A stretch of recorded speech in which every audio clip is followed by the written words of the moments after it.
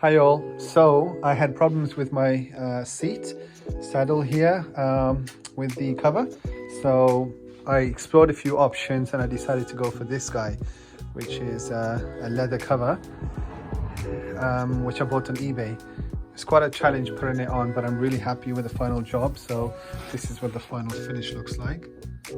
And I just wanted to show you the bottom of this.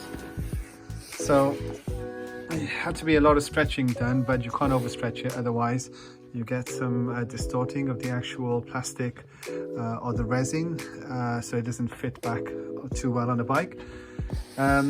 So I used these staples from this staple gun here, just using a normal Stanley one, 8mm staples, which were sufficient, and I basically stapled those all the way around. I did the corners last. I did the easy parts the best I can. One thing to note, I put this leather cover on top of the old one. There was a vinyl underneath, which basically looks like this.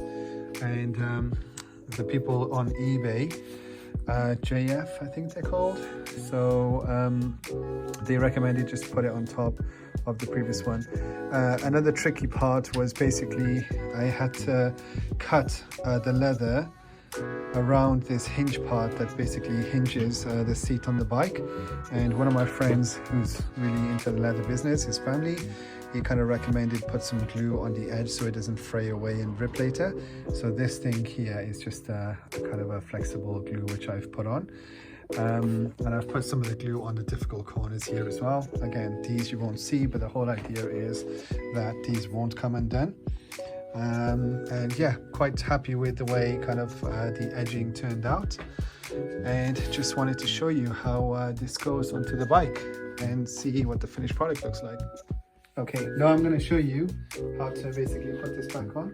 If you come closer here, so here the hinges here, there is a kind of a cap that goes on, but if you just align the hinges there to make sure that these will neatly go into place. Okay, and then this one will basically eventually go onto here so it doesn't swing too far open. Go back, and when you close this, there you go, perfect fit. And important to note that when you do the leather job, that the edges are fitting nicely, especially here. It's important to note here that when you're stretching the leather to get a good fit, if you overstretch it, this can start to wedge open, which will have gaps here. But I'm pretty happy with this. I didn't overstretch it. I did put glue on to keep this in, some kind of fabric glue. In fact, it's the adhesive they use on the vinyls to stick the floor down. So I'm pretty happy with that. There you go. There's the finished job.